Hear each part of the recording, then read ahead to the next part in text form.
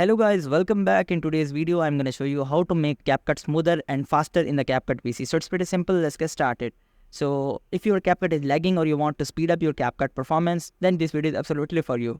So for that, you have to just simply open up Capcut application on your PC or laptop. So after opening up the Capcut software, then you have to just simply tap on a create project, or you guys can select the previous project.